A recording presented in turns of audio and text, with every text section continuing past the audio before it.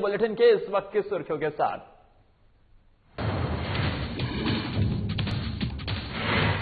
पूर्व विधायक बोगो सिंह ने बीजेपी पर कसा तंज। बैठक में शामिल होने के लिए पहुंचे थे बोगो सिंह। कहा जेडीयू के खराब प्रदर्शन के लिए बीजेपी जिम्मेदार। जेडीयू ऑफिस पहुंचे सीएम नीतीश कुमार। 10 जनवरी को होने वाली बैठक को लेकर हुई चर्चा। संगठन में बड़े बदलाव को लेकर बैठक में हो सकता है फैसला।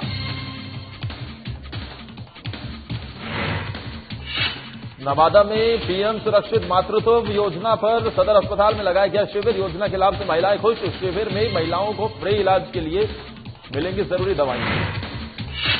और झारखंड खनिज प्राधिकार कार्यालय के सामने भूख हड़ताल पर बैठे सेवानिवृत्त कर्मी। विभाग के प्रभारी सचिव पर लगाए थे गंभीर आरोप। पदाधिकारियों के सामने आवाज उठाने पर किया जा रहा था प्रताड़ित। चलिए शुरुआत करते हैं बुलेटिन की। मुख्यमंत्री नीतीश कुमार जेडीयू ऑफिस पहुंचे हैं, जहां मुख्यमंत्री रविवार को होने वाली राज्य कार्यकारिणी की बैठक से पहले पार्टी के नेताओं से चर्चा कर रहे हैं। बता दें कि 10 जनवरी को होने वाली राज्य कार्यकारिणी और राज्य परिषद की संयुक्त बैठक के बाद संगठन में बड़े बदलाव का फैसला किया जा सकता है। वहीं इस बैठक में राज्य भर से आए तकरीबन 300 से 400 प्रतिनिधि शामिल हो सकते हैं। इस दौरान मुख्यमंत्री नीतीश कुमार ने जिस तरह खुद राष्ट्रीय अध्यक्ष की कुर्सी छोड़ी और आरसीपी सिंह को पार्टी का नया अध्यक्ष बनाया, उसे देखकर यह अनुमान लगाया जा रहा है कि प्रदेश स्तर पर अब संगठन में भी बड़ा बदलाव देखने को मिलेगा। वहीं पार्टी संगठन में सालों से जमे नेताओं की जगह कुछ नए चेहरों को महत्वपूर्ण भूमिका भी दी जा सकती है, खासतौर पर ऐसे नेताओं को जो सरकार की जवाबदेही से अलग हैं। संगठन पर विचार होना है, जल जीवन हरियाली पर विचार होना है, कोरोना पर जो सरकार के द्वारा मुहिम चलाया गया और इतना अच्छा से काम हुआ उस पर विचार होना है, और उसके बाद जो हमारे पराजित प्रत्याशी है वो अपना कुछ विचार रखेंगे। यही एजेंडा है। पहले दिन की बैठक शुरू हुई, दूसरे दिन में क्या कुछ? बस दोनों का एजेंडा एक ही है। जी, क्या ये राज्य कार्यकारिणी की बैठक? आज जो है प्रदेश पदाधिकारियों की बैठक है और ये पूर्व प्रत्याशी की प्रकोष्ठ के अध्यक्ष की इसमें है, और कल जो है फिर काउंसिल की बैठक होगी। चुनाव राज्य परिषद आज भी है, राज्य परिषद कल भी है।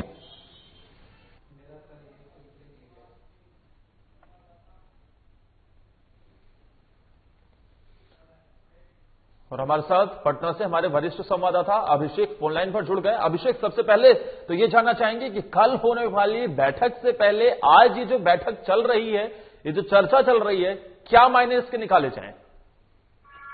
जी बिल्कुल आदर्श, आज जेडीयू कार्यालय में अहम बैठक हो रही है। कल राज्य कार्यकारिणी और राज्य परिषद की बैठक होनी है। इसके पहले राज्य के जितने भी जेडीयू के पदाधिकारी हैं उनकी बैठक हो रही है, और कल के बैठक में क्या एजेंडे होंगे इस पे बातचीत चल रही है। अभी बैठक चल ही रही है। बैठक में मुख्य रूप से बिहार के मुख्यमंत्री जो है नीतीश कुमार सहित जेडीयू के जितने भी राज्य कार्यकारिणी और राज्य परिषद के जितने भी पदाधिकारी हैं वो बैठक में शामिल हैं। ऐसा अनुमान लगाया जा रहा है कि बैठक में अहम फैसले लिए जा सकते हैं, कुछ बदलाव देखने को मिल सकता है। जैसे पिछले दिनों राष्ट्रीय कार्यकारिणी और कार्य परिषद की बैठक हुई थी, उस दौरान बदलाव देखने को मिले थे। उस दौरान जो है राष्ट्रीय अध्यक्ष के रूप में आरसीपी सिंह को चुना गया था। ठीक इसी तरह प्रदेश अध्यक्ष के रूप में वशिष्ठ नारायण सिंह को हटा के कोई दूसरे उम्मीदवार की चर्चा हो रही है। ऐसा अनुमान लगाया जा रहा है कि पूर्व मंत्री रामसेवक सिंह नए प्रदेश अध्यक्ष हो सकते हैं जेडीयू के, और प्रदेश में जेडीयू प्रदेश में काफी फेरबदल किए जा सकते हैं। जिले लेवल पे, ब्लॉक लेवल पे पदाधिकारियों के नामों पर मुख्य तौर पर चर्चा चल रही है। क्या अब युवाओं को पार्टी में मौका मिलता हुआ भी दिखाई देगा? क्या हम ये देखेंगे कि अब जेडीयू में बड़े बदलाव, बड़े फेरबदल होते हुए दिखाई देंगे? फेरबदल की अगर बात करें तो जो प्रदेश अध्यक्ष हैं उनके नाम पे बदलाव चल रहा है। युवा नहीं है, वो भी उम्रदराज आदमी हैं। रामसेवक सिंह उनका नाम है, पूर्व मंत्री रह चुके हैं, लेकिन जातीय समीकरण को ध्यान में रखते हुए प्रदेश अध्यक्ष का चुनाव होना है। तो ऐसे में रामसेवक सिंह का नाम सबसे पहले आ रहा है, और रामसेवक सिंह काफी अनुभवी और पुराने नेता हैं जेडीयू के, इसलिए रामसेवक सिंह को जेडीयू का प्रदेश अध्यक्ष बनाया जा सकता है। अभी कल के एजेंडे पे कल किस एजेंडे पे बात होनी है उसको लेकर चर्चा चल रही है। ऐसा अनुमान लगाया जा रहा है कि जो जेडीयू की जो परफॉर्मेंस रही है इस चुनाव में उसको लेकर भी बात होगी। आखिर जेडीयू इतनी सीटों पे क्यों सिमट गया, और भाजपा की क्या रोल रही इस चुनाव में, जिसके कारण लोजपा की क्या रोल रही जिसके कारण जेडीयू को इतने कम सीटें आए। ठीक इसी तरह बैठक शुरू होने वाली थी, उससे पहले जो पूर्व विधायक है मटिहानी के बोगो सिंह, उन्होंने एक बड़ा बयान दिया है। उन्होंने साफ तौर पे भाजपा पर निशाना साधा है। उन्होंने कहा कि लोजपा की कोई औकात नहीं है बिहार में हमारे सामने, लोजपा के कारण हमारी सीटें कम नहीं आई हैं, बल्कि भाजपा के कारण हमारी सीटें कम आई है। भाजपा और लोजपा की मिली भगत के कारण जो परफॉर्मेंस है जेडीयू का काफी खराब हुआ है जी। लेकिन ये तो जिस तरीके से हम देख रहे हैं अभिषेक की, एक तरीके से आंतरिक कलह ही अब एनडीए के अंदर नजर आती हुई दिख रही है और इसको लेकर विपक्ष भी लगातार निशाना साध रहा है। शुक्रिया अभिषेक तमाम जानकारी देने के लिए। आगे बढ़ते हुए जो बात अभिषेक अभी बता रहे थे कि पूर्व विधायक बोगो सिंह ने बीजेपी पर तंज कसा है। दरअसल बोगो सिंह बैठक में शामिल होने के लिए पहुंचे थे, जहां उन्होंने बीजेपी पर निशाना साधते हुए कहा कि जेडीयू के खराब प्रदर्शन के लिए बीजेपी भी जिम्मेदार है। साथ ही यह भी कहा कि चुनाव में एलजेपी का कोई वजूद नहीं है, बीजेपी के वोट नहीं देने के चलते ही उनकी हार हुई है।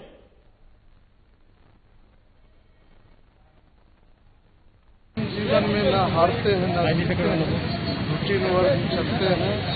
सेवा हमारी पूंजी है, राजनीति मेरा शौक है, राजनीति हमारी मजबूरी है। बिहार में एक नारा था लोजपा भाजपा भाई भाई, उसका खामियाजा जेडीयू को भुगतना है, इस बात से इनकार नहीं किया। तो आज वो बात रखिएगा बैठक की, जरूर जो सच्चाई है उस बात को तो उठाना जरूरी है। बोगो सिंह की तरफ से एक जो बड़ा बयान दिया गया है, वाकई जो इस तरीके से विपक्ष लगातार निशाना साध रहा है और उसी दिशा में अब एक बार फिर से ये दर्शाता हुआ ये बयान नजर आ रहा है कि कहीं ना कहीं जो विपक्ष आरोप लगा रहा है उस दिशा में एनडीए में सब कुछ ठीक ठाक क्या है, ये बड़ा सवाल है। उधर नवादा में प्रधानमंत्री सुरक्षित मातृत्व योजना का शिविर सदर अस्पताल में लगाया गया, जहां स्वस्थ भारत की नीति के तहत प्रधानमंत्री सुरक्षित मातृत्व योजना का लाभ लेकर महिलाएं काफी खुश नजर आ रही हैं। प्रत्येक महीने के 9 तारीख को हर प्राथमिक स्वास्थ्य केंद्र के साथ जिला और अनुमंडलीय अस्पताल में कैंप लगाया जाता है, जहां गर्भवती महिलाओं का मुफ्त में इलाज के साथ साथ जांच और जरूरी दवाइयां भी दी जाती हैं। नवादा सदर अस्पताल में आज कैंप लगाकर प्रधानमंत्री सुरक्षित मातृत्व योजना का लाभ महिलाएं लेती दिखाई दी। महिलाओं का कहना है कि हर महीने मुफ्त में इलाज के साथ जांच और दवाई हमें मिल जाती है। ये योजना हम गरीबों के लिए वरदान है। वहीं गर्भवती महिलाओं का इलाज कर रही सदर अस्पताल की प्रख्यात महिला डॉक्टर नीलम कुमारी का कहना है कि गरीबी के कारण गर्भवती महिलाएं समय पर अपना उचित इलाज नहीं करवा पाती थी। प्रधानमंत्री सुरक्षित मातृत्व योजना लागू होने के बाद शिशु का मृत्यु दर बहुत कम हो गया और समय समय पर इलाज होने के कारण महिलाएं भी सुरक्षित हैं। और यहां रुक रहे हैं एक ब्रेक के लिए, ब्रेक के उस पार खबरें जारी रहेंगी।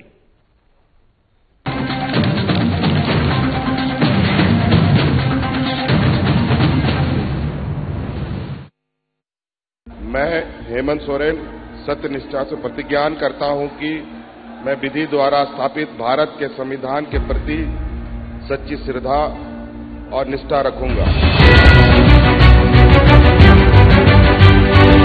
शपथ ग्रहण के कुछ घंटे बाद ही मंत्रिपरिषद की बैठक और जिस पत्थलगड़ी ने राज्य को अशांत कर रखा था उसका समाधान हुआ। हजारों ग्रामीणों पर दर्ज प्राथमिकी वापस लेने का आदेश जारी।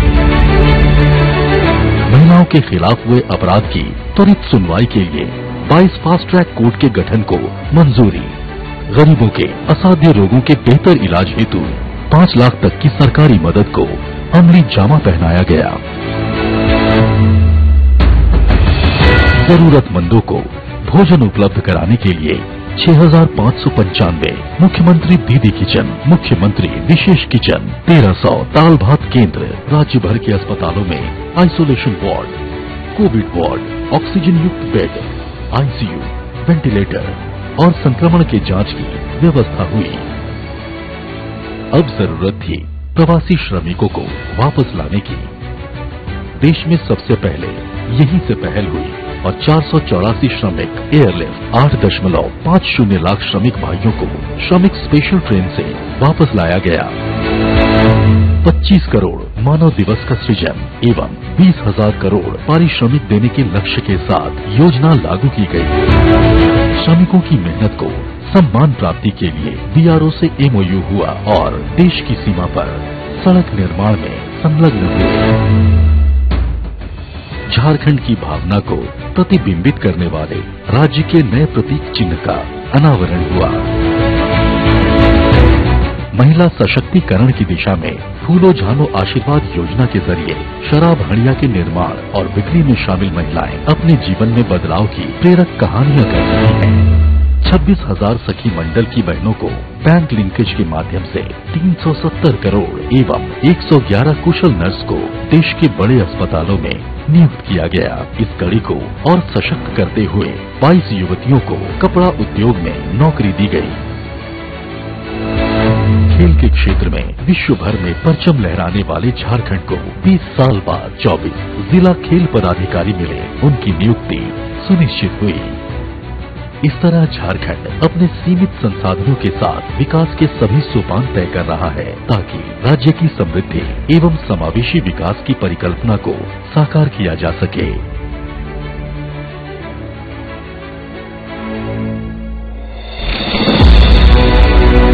आइए साथ चलें, नए झारखंड की राह चलें।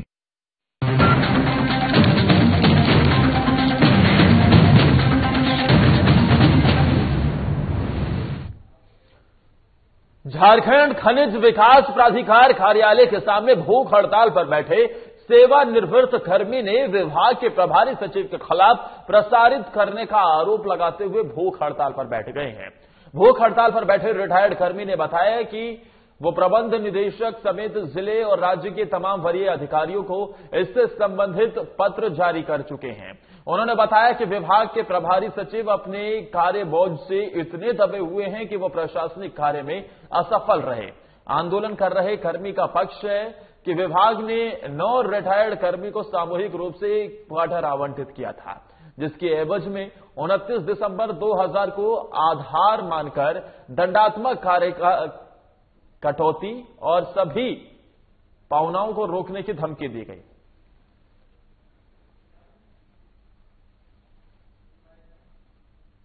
यहाँ बैठे हैं टीएम साहब वैध क्वार्टर को अवैध बता करके हमारा 18 लाख कुछ पौना बना है, उस पौना को रोक दिए हैं कि आप अवैध रूप से उस क्वार्टर में रह रहे हैं, जबकि उस क्वार्टर का सारी कागज हमारे पास है।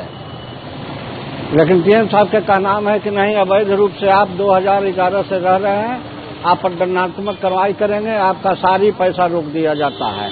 इसी के खिलाफ हम बैठे हैं कि आपका क्वार्टर हम खाली कर देते हैं, हमारा सारी पैसा दे दिया जाए बस।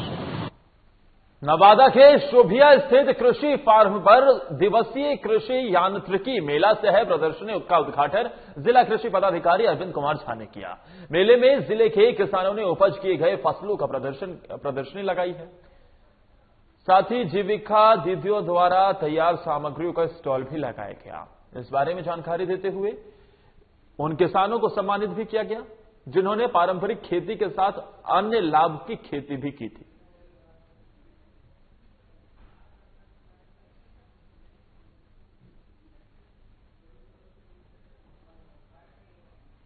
मेला इस वित्तीय वर्ष का पहला मेला आत्मा नवादा के द्वारा आयोजित किया जा रहा है। इसमें हम लोग किसानों को मुख्य रूप से यांत्रिकरण के संबंध में विशेष रूप से बताने जा रहे हैं। उसके बाद कृषि, पशुपालन, मत्स्य क्षेत्र में जो विशेष जानकारियां हैं वो किसानों को दी जाएगी। और जो स्टॉल लगे हैं उसमें किसान देख सकते हैं कि उन्नत प्रजाति के फल फूल और सब्जियां इस तरह से उगाई जाती है, इसके देख सकते हैं और कैसे उगाए इसके बारे में विस्तृत रूप से जानकारी दी जाए। मैं ऑटो मैकेनिक का काम करता हूं ऐसे, और ये जो बनाए हैं इसको आज जो है हमारे यहाँ किसान बहुत परेशान है। माने जंगली सुअर, नीलगाय, भालू, देखिए नीलगाय के बनाए भालू, ये सब का आतंक से जो है एकदम परेशान है। वो जो है लगा हुआ फसल को बर्बाद कर दे रहा है, समझ गए। इसी के सुरक्षा के लिए बनाए हैं। एक मतलब रोबोट बनाए हैं, मशीन है, ये आदमी के जैसा काम करेगा।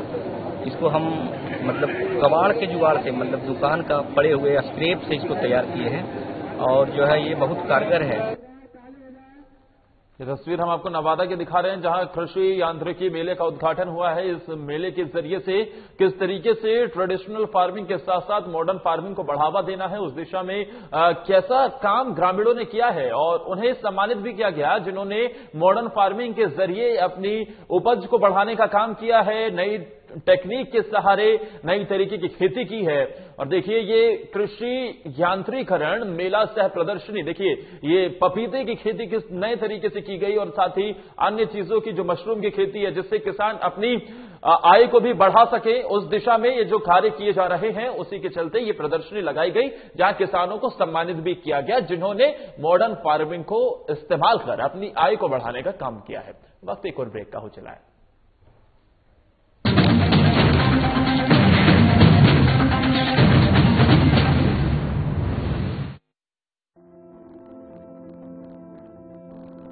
कोरोना का संकट अभी टला नहीं है, इसलिए लापरवाही बिल्कुल नहीं।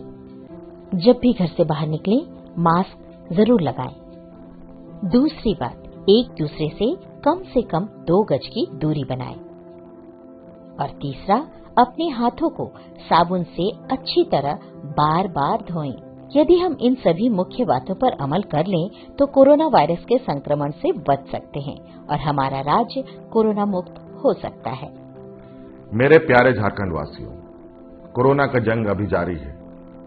हम और आप मिलकर ही इस जंग को जीत सकते हैं। इसलिए सरकार द्वारा दिए जा रहे निर्देशों का पालन करें और विश्वास रखें, हम और आप मिलकर जरूर इस जंग को जीतेंगे। सूचना एवं जनसंपर्क विभाग, झारखंड सरकार द्वारा जनहित में प्रसारित।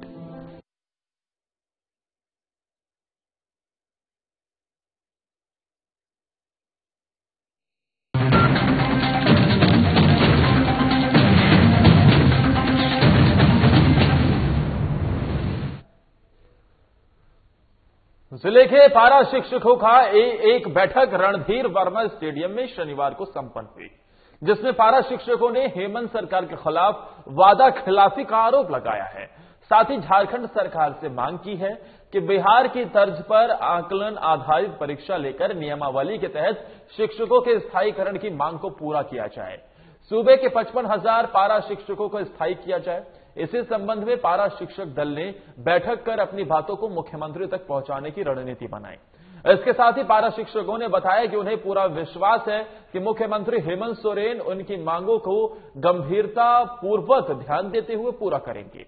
इसी विश्वास के साथ वो लोग बैठक कर रहे हैं और अभी फिलहाल कोई आगे की आंदोलन की रणनीति नहीं तैयार की गई है।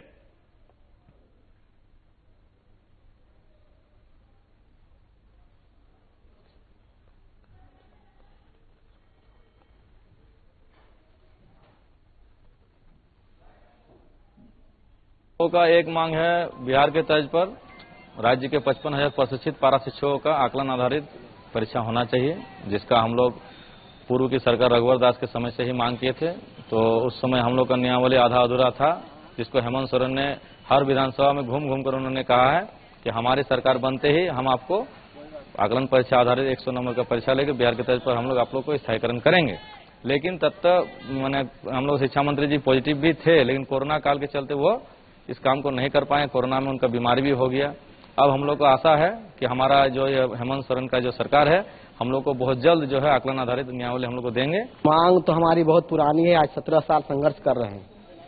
जिस अपनी मांग को लेकर हमने सरकार बदली थी, सरकार के मुखिया ने वादा किया था कि हम लोग सरकार बनते ही हम आपका काम करेंगे, लेकिन सरकार के कुछ अधिकारी जो है लगातार पारा शिक्षक को बरगला रहे हैं और टेट के नाम पर नियमावली बनाने का प्रयास कर रहे हैं। हम टेट पास नियमावली को नकारते हैं। सरकार जो पिछले 2 साल से जिस पर लगी हुई थी कि आकलन आधारित नियमावली पारा शिक्षकों के लिए बनेगी, वो आकलन आधारित नियमावली पारा शिक्षकों को दे, अन्यथा सरकार का विरोध हम लोग करेंगे। और इस बीच एक बड़ी खबर आ रही है। खूंटी के पत्रकार पुत्र की हत्या के मामले का खुलासा हो गया है। संकेत मिश्रा हत्याकांड का एक खुलासा हुआ है। घरेलू नौकर के साथ मिलकर संकेत की चाची ने हत्या करवाई थी। बड़ा खुलासा हुआ है। संकेत मिश्रा की चाची का घरेलू नौकर के साथ अवैध संबंध चल रहा था और इस मामले की खबर संकेत को लग गई थी, जिसके बाद साजिश रचकर संकेत की चाची ने नौकर के साथ मिलकर उसकी हत्या करवा दी। अवैध संबंध संकेत मिश्रा की चाची का नौकर के साथ, और संकेत मिश्रा को जैसे ही पता चला दोनों ने हत्या की साजिश रची और खूंटी के पत्रकार के पुत्र संकेत मिश्रा को मौत के घाट उतार दिया। हमारे साथ राज्य से वरिष्ठ संवाददाता नवीन शर्मा इस बड़ी खबर पर ज्यादा जानकारी देने के लिए फोन लाइन पर है। नवीन, पूरा मामला हम जानना चाहेंगे। खूंटी के वरिष्ठ पत्रकार अनिल मिश्रा, उनके पुत्र की हत्या हो गई थी और इसके बाद इनका डेड बॉडी मिला था, गला जो है काट करके इसकी हत्या की गई थी। लगातार इसके लिए जो है जांच को लेकर के प्रदेश भर में आपने देखा होगा, कल भी पत्रकार जो है वो प्रदर्शन कई जिलों से जो है प्रदर्शन किया।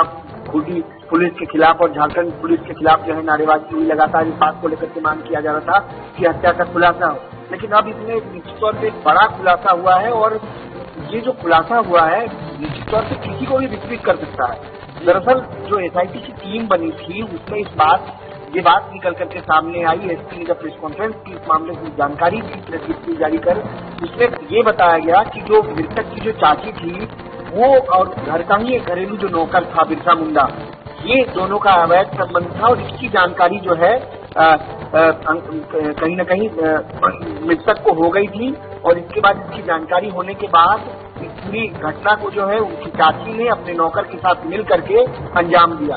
तो निश्चित तौर पर बहुत शॉकिंग घटना था ये, चूंकि लगातार इस बात का जो है वेतन को लेकर के इस पर दबाव भी बन रहा था।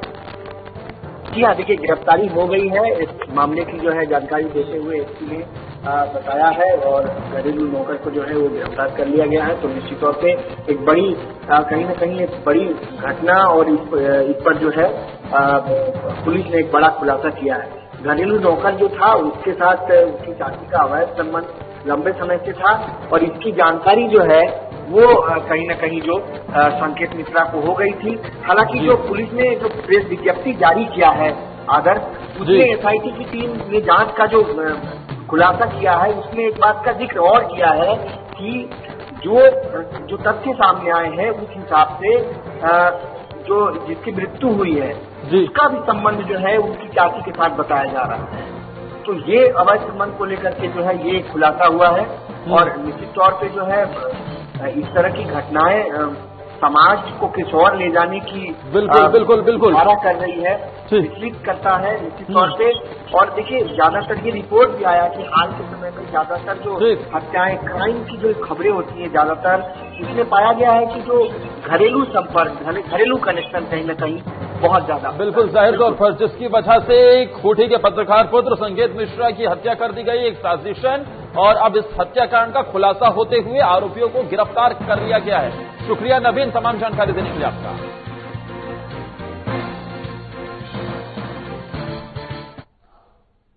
अब आगे बढ़ते हुए बात समस्तीपुर की करते हैं, जहां के खानपुर थाना क्षेत्र के बिशनपुर आभी पंचायत के हरिपुर घाट निवासी रामकुमार दिवाकर के अपहरण का मामला सामने आया है। इस बारे में बताते हुए रामकुमार की पत्नी ने बताया कि मेरे पति अरुणाचल प्रदेश में इंजीनियर के पद पर कार्यरत थे, जहां वो एक रिफाइनरी के प्रोजेक्ट से जुड़कर काम को करवा रहे थे। इसी दरमियान उनका अपहरण 21 दिसंबर को हो जाने का मामला सामने आया। इस बारे में वीना कुमारी ने बताया कि मेरे अपने पति से रोज मोबाइल पर बातचीत होती थी। इसी क्रम में 21 दिसंबर की दोपहर बातचीत होने के बाद उनका मोबाइल स्विच ऑफ आ रहा था। करीब 3-4 दिनों तक उनका मोबाइल स्विच ऑफ होने के बाद उनकी कंपनी के बाकी स्टाफ से पता चला कि उनके साथ एक अन्य इंजीनियर का भी अपहरण उल्फा उग्रवादियों ने कर लिया है। रामकुमार के साथ एक अपहरण हुआ। इंजीनियर असम का रहने वाला बताया जा रहा है। रामकुमार की पत्नी ने बताया कि कंपनी के प्रबंधन द्वारा आश्वासन दिया जा रहा है कि उनके पति को जल्द छुड़ा लिया जाएगा। हमारे दामाद वहां रहते थे ऑयल इंडिया कंपनी में अरुणाचल प्रदेश में। वहां से अपना घर परिवार में डेली 1-2 बार करके बातचीत कर लेते थे, कटकुशल में पूछ लेते थे। 21 दिसंबर को वो दिन में बात हुई थी, लेकिन 6 बजे संध्या के बाद बात नहीं हुई और 2-4 दिन तक लगातार बात नहीं होने पर हमारी बेटी बहुत परेशान हो रही थी। तो कंपनी किसी और आदमी के कंपनी का और स्टाफ से बात हुआ तो वो लोग बतलाए कि आपके पति का अपहरण हो चुका है। यानी कि मेरे दामाद का भरण हो चुका है और उनके साथ में एक और इंजीनियर हैं जो असम के रहने वाले हैं, उनको 2 आदमी को किडनैप हुआ है। और इस बीच रोहतास में एक बार फिर से पुलिस की कार्यशैली पर एक बड़ा सवाल खड़ा हुआ है, और ये सवाल इसलिए खड़ा हुआ है क्योंकि बालू लदे ट्रैक्टर को छोड़ने के आरोप में अब थाना अध्यक्ष को निलंबित कर दिया गया है। बड़ी कार्रवाई भी हुई है। दरअसल ट्रैक्टर छोड़ने के लिए 20,000 रुपए रिश्वत लेने का आरोप, और अब इसी दिशा में एफआईआर करने का निर्देश बघेला थाना अध्यक्ष कुंजन कुमार के खिलाफ दिया गया है। बालू लदे ट्रैक्टर को छोड़ने के आरोप में बघेला थाना अध्यक्ष कुंजन कुमार को निलंबित किया गया है। दरअसल उनका ये वीडियो वायरल हुआ था जिसमें वो 20,000 रुपए की रिश्वत मांगते हुए नजर आ रहे थे। इसी के बाद ये कार्रवाई हुई और निलंबित कर दिया गया है। साथ ही अब एफआईआर दर्ज करने के निर्देश भी दे दिए गए हैं। साफ तौर पर हम देखते हैं कि बिहार में किस तरीके से एक के बाद एक बालू माफियाओं के हौसले बुलंद नजर आते हैं, जिसकी वजह से लोगों को भी काफी परेशानियों का सामना करना पड़ता है। लेकिन जरा देखिए कि किस तरीके से पुलिस की मिलीभगत भी इसमें देखने को मिलती है। तभी तो ट्रैक्टर छोड़ने के लिए 20,000 रुपए की रिश्वत लेने का यह मामला, जिसमें बघेला के थाना अध्यक्ष ने इसकी मांग की थी, वीडियो वायरल हुआ तो कार्रवाई हुई, और कार्रवाई होते हुए निलंबित कर दिया गया है। साथ ही एफआईआर दर्ज करने के निर्देश दिए गए। रोहतास संवाददाता आशुतोष कुमार फोनलाइन पर है। आशुतोष, ये हम देखते हैं कि किस तरीके से अवैध बालू माफियाओं के हौसले बुलंद नजर आते हैं और उसके पीछे पुलिस की मिलीभगत हम हमेशा देखते हैं।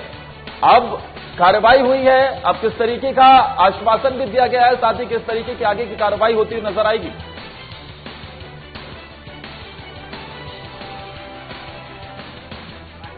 बालू के खिलाफ कर रही है, उसके खिलाफ कहीं ना कहीं ये जो घटना है वो बालू माफियाओं और प्रशासन के खिलाफ भी जो है उजागर करने वाली बात है। जिस तरह से ये वीडियो वायरल हो रहा है पूरे रोहतास जिले के जो सोशल मीडिया है उसमें ये वीडियो पूरी तरह से तेजी से वायरल हो रहा है, जिसके बाद एसपी आशीष भारती ने इसका संज्ञान लेते हुए फिलहाल जो थाना अध्यक्ष है कुंजन कुमार उनको निलंबित कर दिया है। इसके अलावा ये खासतौर पर जो ये वीडियो वायरल हो रहा है उसमें खासतौर पर देखा जा रहा है कि जिस तरह से वो पैसे ले रहे हैं, ये कहीं न कहीं प्रशासनिक अधिकारियों पर भी एक प्रश्न चिन्ह खड़ा करता है। इस तरह की सुशासन लागू की सरकार में प्रशासन के द्वारा इस तरह का कार्य जो किया जा रहा है वो कहीं न कहीं आम लोगों में भी इस तरह का जो हो रहा है लोग जो है वो घृणा से देख रहे हैं। जी बहुत बहुत शुक्रिया आशुतोष तमाम जानकारी देने के लिए। हम देखते हैं कि किस तरीके से अवैध बालू के खनन के चलते लोग अपनी जान तक गंवा बैठते हैं, लेकिन उसके बावजूद देखिए इसमें किस तरीके से सुशासन के दावे करने वाली सरकार में मिलीभगत पुलिस की ही नजर आती है।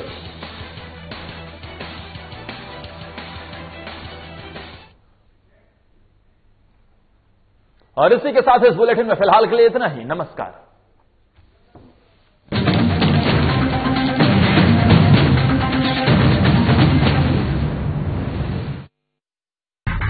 साल 2020 कोरोना वायरस महामारी ने अपने पैर पसारे ते लोकां दी जिंदगी नूं प्रभावित कीता, पर पंजाब सरकार ने कोरोना वायरस खिलाफ लड़ाई विड्डी ते पंजाबियां दे साथ नाल इस नूं लड़िया। हस्पतालां च 16,000 बैडां दा इंतजाम कीता, सारे जिलियां च ऑक्सीजन दा इंतजाम कीता, ऑक्सीमीटर समेत 50,000 कोरोना फतेह किट्टां लोकां नूं मुफ्त च दित्तियां। कोरोना महामारी खिलाफ साडी हिम्मत बरकरार, लोकां दी सरकार पंजाब सरकार।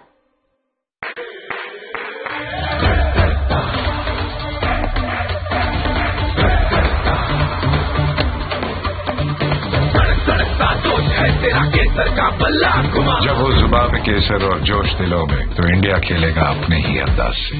विमल, बोलो जुबान Kesari. Hey mom, hey, look, I can download a song really fast. I can make dosas faster. Must be joking. But 3 easy steps. Mix with water, spread batter, fry. गाना डाउनलोड हुआ? नहीं, पर तब तक मैं इडली बनाती हूँ। हमने बनाया किट से। ये है एक्शन टेसा का HDHMR बोर्ड, जो है साधारण प्लाई बोर्ड से ज्यादा मजबूत और मॉइस्चर रेजिस्टेंट, 41% कम कीमत में। और ये लगता कहाँ है? हमारे घरों में और हमारे ऑफिसेज में। एक्शन टेसा। साडी राखी ਲਈ अपनी जान देने वाले शहीद फौजियों के परिवारों ਨੂੰ मिलन वाली ਵਿੱਤੀ सहायता ਵਧਾ के 50 ਲੱਖ ਕੀਤੀ। ਤਾਂ ਇਹ 10 ਲੱਖ ਨੂੰ ਅਸੀਂ 50 ਲੱਖ ਬਣਾ ਰਹੇ ਹਾਂ। ਅੱਜ ਤੋਂ जो भी पंजाबी साडा शहीद होएगा उसमें ਅਸੀਂ 50 ਲੱਖ ਦੇਵਾਂਗੇ ਤੇ ਉਸ ਦੇ ਪਰਿਵਾਰ ਚੋਂ ਕਿਸੇ ਇੱਕ ਨੂੰ ਸਰਕਾਰੀ ਨੌਕਰੀ ਦਿੱਤੇ ਜਾਣ ਨੂੰ ਪੱਕਾ ਕੀਤਾ। ਇਸ ਤੋਂ ਇਲਾਵਾ ਆਜ਼ਾਦੀ ਘੁਲਾਟੀਆਂ ਦੀ ਪੈਨਸ਼ਨ 7500 ਤੋਂ ਵਧਾ ਕੇ 9400 ਕੀਤੀ। ਸਾਡੀ ਜ਼ਿੰਮੇਵਾਰੀ शहीद फौजी ते उन्हां दे परिवार, लोकां दी सरकार पंजाब सरकार।